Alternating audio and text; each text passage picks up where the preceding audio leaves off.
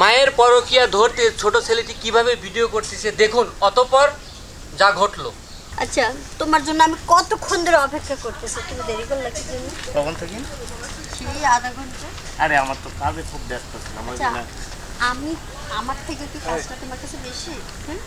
না, আমার কাজও তো করতে হবে, তোমাকেও সময় দিতে হবে। কাজ করো, আমাকে দেখো কাজ করো। আম্মু আমার খিদা লাগছে। সারাক্ষণ শুধু খাই খাই করো কেন? রুমে খাবার আছে, ওইটা নিয়ে খেতে পারো না? যাও নিজের হাতে নিয়ে খেয়ে নাও, যাও ঘরে যাও। কি ওরে না বলে চিপটা মেরে ফেলে। ও যদি বইটা যায় তাহলে আমার জন্য ভালো, তোমার আর আমার জন্য ভালো। তুমি আরেকজনের লেগে বকা দিছো না, আমি আজকে বাবার দেখাচ্ছি।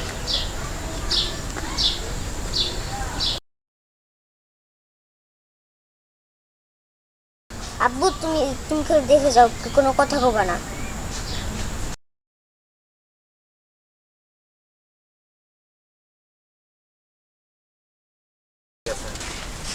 তোমার বুকে যখন আমি মাথা রাখি। তুমি বাচ্চাদের সাথে এরকম করলে কে?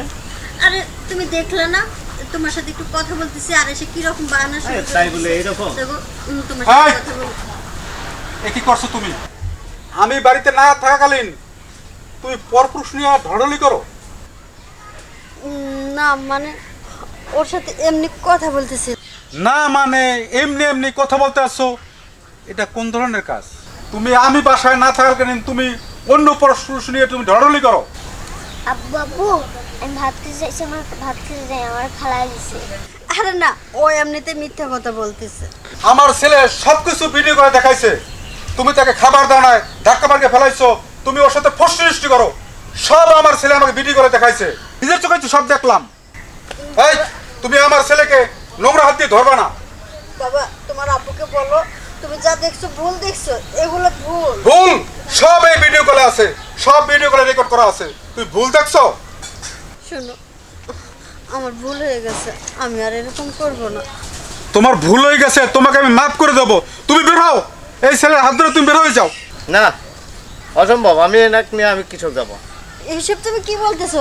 তুমি না এতদিন আমাকে বলে আছো তুমি আমাকে বিয়ে করবে। আরে না না, আমি তো তোমাকে বলে নিয়ে যে বিয়ে করবো, আমি চলে যাবো। শোনো,